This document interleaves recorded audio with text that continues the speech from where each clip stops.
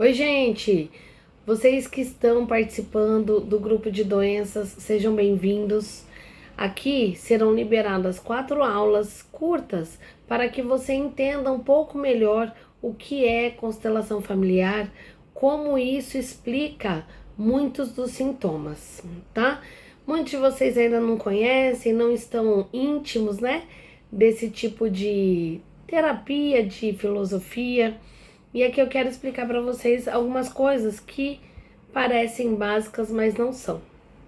Bert Hellinger, um alemão que era padre em missão à África, ele percebeu algumas coisas nas relações ali da tribo Zulu que despertou ele.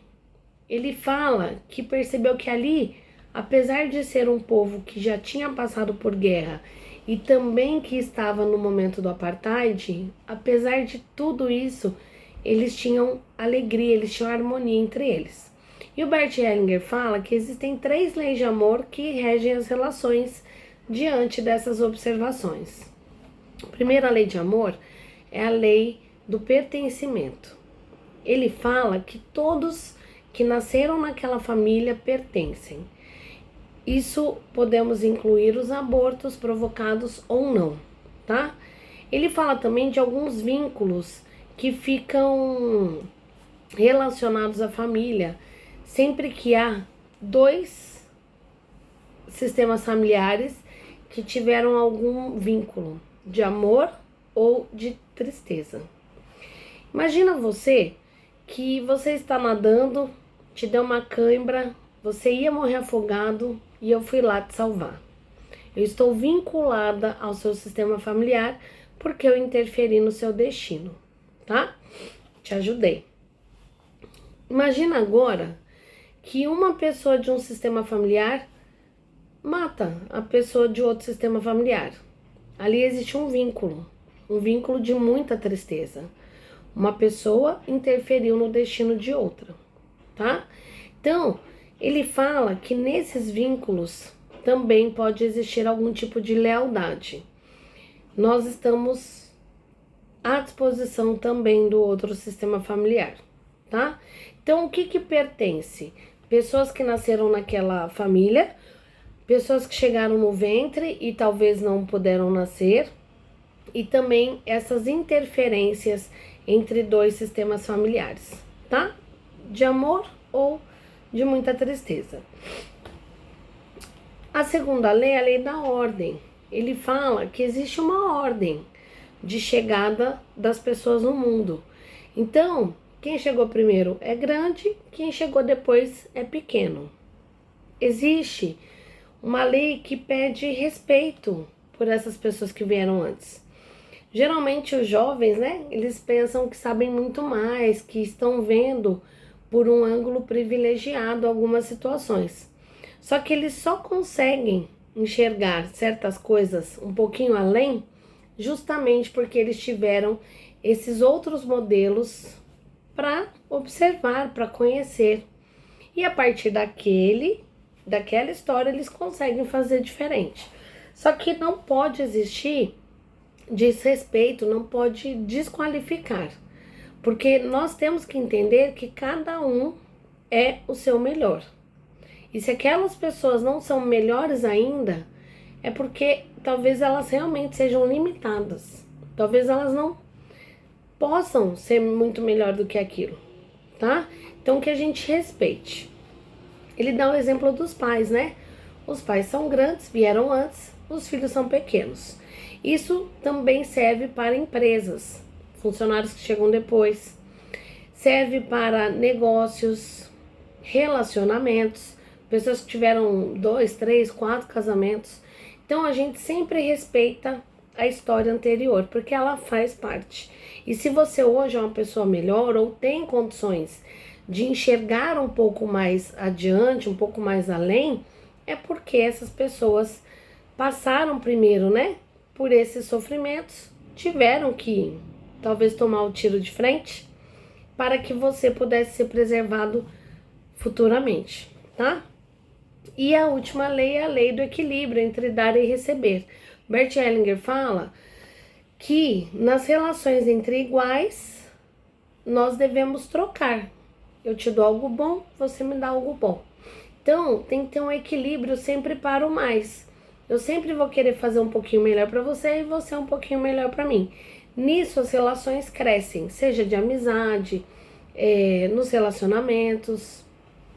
Quando existe relação entre dois diferentes, onde a lei da hierarquia entra, então as relações não têm equilíbrio, tá? Por exemplo, os pais são grandes, os filhos são pequenos. O que os pais dão para os filhos é impagável, tá? Não tem como devolver, não devolvo a vida, né? Então é impagável. Essas relações, sempre o filho fica devendo. E aí ele não vai pagar para os pais, não tem como. Mas ele retribui para o mundo essa coisa tão bonita que ele ganhou, que é a vida, passando a vida adiante. Então, pode ser gerando filhos, pode ser em algum trabalho que ele gere vida, que ele gere coisas boas na vida dos outros, tá? E também ele fala que tem desequilíbrio na relação dos professores e dos alunos. Por quê? O conhecimento que os professores entregam, a gente leva para a vida inteira, a gente não devolve. O que a gente pode fazer é repassar o conhecimento. Quem vem depois de mim, eu posso ensinar também algo, tá bom? E assim funcionam as leis. Como que funciona isso na prática? Bert Hellinger fala que quando essas leis estão em desequilíbrio, nós ficamos tendenciosos a ir para o ponto de dor da família, porque de alguma forma a gente quer compensar o sistema familiar pelas dores que ele sofreu. Como se eu pudesse salvar. A gente põe a capinha de herói e se coloca na dor, tá? Tinha uma frase, né, antigamente, que as pessoas falavam assim: está com dó dele? Vá para o lugar dele. E é isso que a gente faz quando a gente se atrai para situações difíceis, para relacionamentos ruins, para doenças, para o desequilíbrio de uma maneira geral. Só que nós vamos para o lugar deles de um jeito inconsciente, para histórias que a maioria das vezes você nem ouviu falar. Quando eu atendi muitos de vocês nos movimentos, vocês trazem algumas associações que já mostram que esse sistema familiar está repetindo há muito tempo, há muitas gerações, a mesma dor. E eu achei muito interessante que nas histórias de vocês não existe nenhuma igualzinha a outra. Nenhuma. Pode haver algumas que são parecidas, né? Porque se nós abrirmos o livro de história do Brasil, a gente sabe, tiveram os indígenas que sofreram muito, tiveram os escravos que sofreram muito, pessoas, né, que não puderam ter seus filhos pelas condições precárias, por desconhecimento da época, né, pelos cuidados. Nós sabemos que tem muitas histórias que elas estão aí, né, nos livros, mas que na constelação a gente consegue identificar qual foi a minha história, qual foi a nossa, né? Pessoas que morreram em acidentes, pessoas que talvez por não terem condições de serem socorridas a tempo, não puderam ser salvas, mães que morreram em parto, tiveram muitas histórias, muitas histórias. Homens que tiveram mais de uma mulher, que tiveram várias famílias, muitos filhos, tá? Homens que foram embora, mulheres também que abandonaram seus lares e foram atrás de um grande amor. Tem muita história. Mas quando a gente consegue identificar qual que é a sua história, parece que algo se movimenta, tá? E nem todas essas histórias você tem ciência, porque algumas estão há 3, 4 gerações atrás, algumas até mais, tá? Então, o que a gente identifica com a constelação? Qual é o ponto de dor? Qual história eu tô querendo honrar? Qual história eu estou em lealdade cega? Então a constelação faz isso. Quando nós conseguimos identificar o que estava no inconsciente, nós conseguimos agora trazendo para o consciente ter um despertar. No dia a dia, a gente vai começar a enquadrar qual era o meu movimento inconsciente e agora eu posso observar para quais histórias eu estou me atraindo ainda. Por que que elas se repetem? Qual movimento, qual gesto meu que pode mudar para que o resto mude? Para que essas histórias de dor não precisem mais me alcançar ou eu alcançá-las, né? O que é que eu preciso entender? É como se você pudesse sair de um efeito hipnótico. Porque quando nós estamos em lealdade cega, nós estamos cegos, nós estamos sendo dirigidos por uma dor do sistema familiar que de forma inconsciente eu fui buscar. Quando algumas mulheres contam, né, de que naquela família tinham maridos violentos e de repente você me fala que o seu marido é violento, nem tudo é coincidência, né, gente? Como eu falei para vocês agora, muitas histórias, muitas mesmo, que eu coloquei no campo, muitas não são repetidas. Cada uma das histórias que vocês trouxeram trouxe uma particularidade muito, muito específica, tá? E muitos de vocês que já estão me devolvendo relatos, que já estão percebendo melhoras, conseguem se emocionar com algumas mensagens que eu mando, porque aquilo era a sua história, ela só estava adormecida aí dentro. Bert Hellinger fala que entre as almas que vêm e que vão, existe um intercâmbio de informações. Então, quer dizer que todas essas histórias estão em nós. Tem pessoas que têm medo de constelar e elas falam, eu tenho medo do que vai aparecer. A gente não deveria ter medo do que é nosso, do que a gente já sabe, só que está adormecido, tá?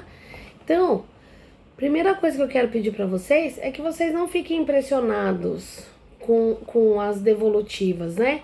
Então, poxa, alguém morreu, foi um acidente, era indígena, de repente teve escravos, acidentes, pessoas que morreram no parto. Não fiquem impressionados com isso.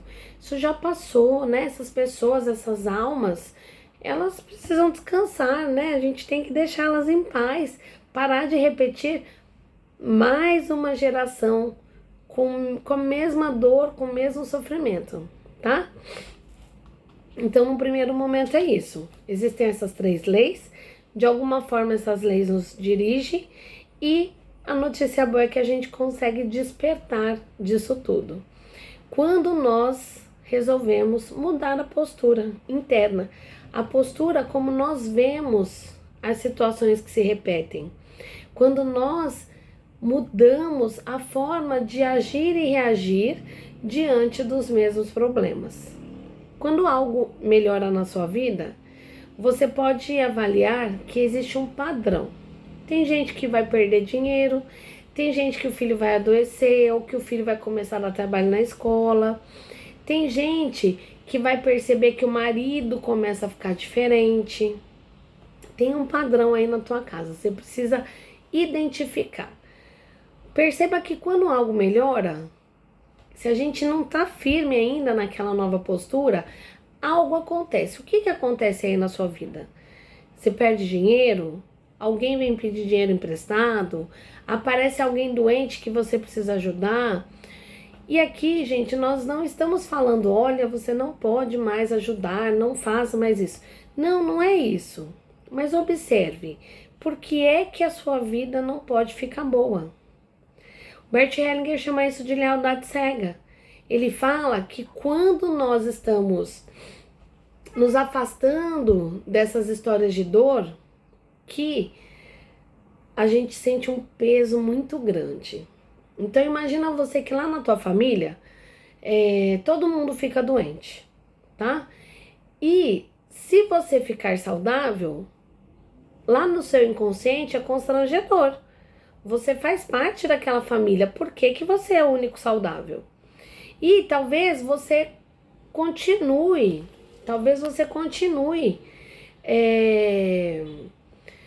nesse movimento. Eu fico bem, mas sempre aparece um negócio para eu mostrar que eu sou ali daquela família mesmo. Ó, estamos todos juntos aqui, eu faço parte de vocês.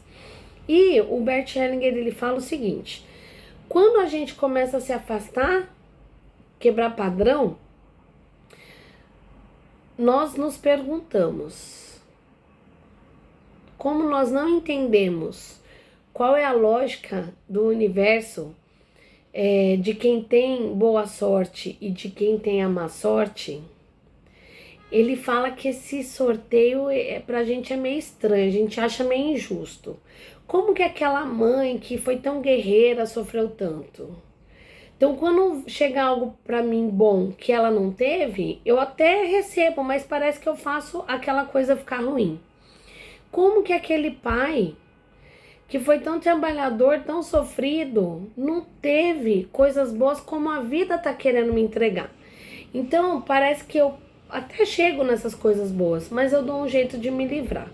Então, são aqueles relacionamentos que a mulher fala assim: nossa, mas ele é tudo de bom, ele é perfeito, mas não quer.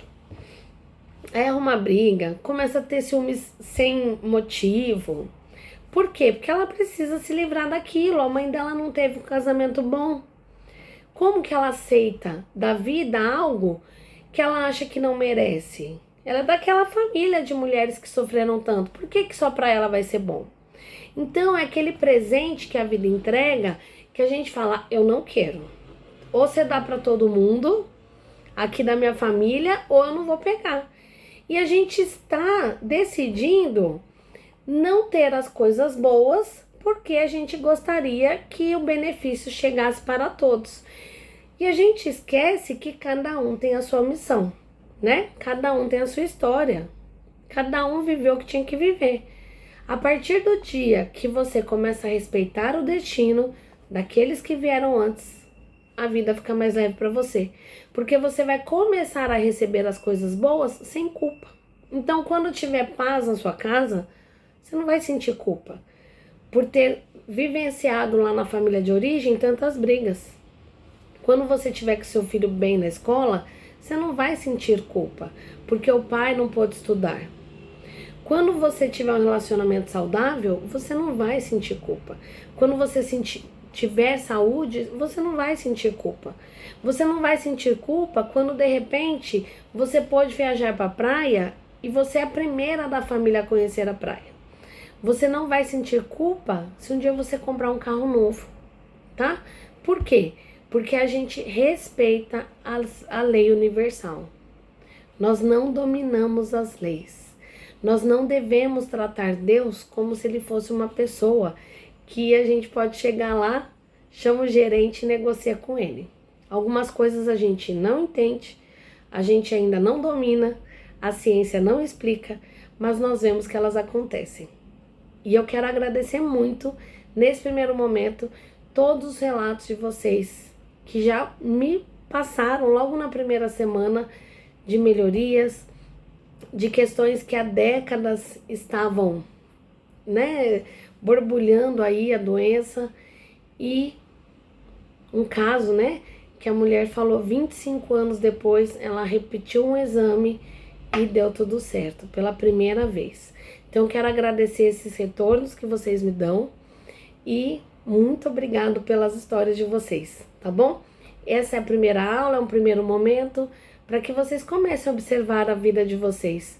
O que está bom e que você pode manter essa coisa boa, que você não precisa mais estragar porque alguém não tem o mesmo que você não precisa azedar a sua vida porque um irmão não tem o que você pode ter, que você não azede a sua vida porque às vezes o pai ou a mãe não puderam ter a mesma coisa boa que você tem.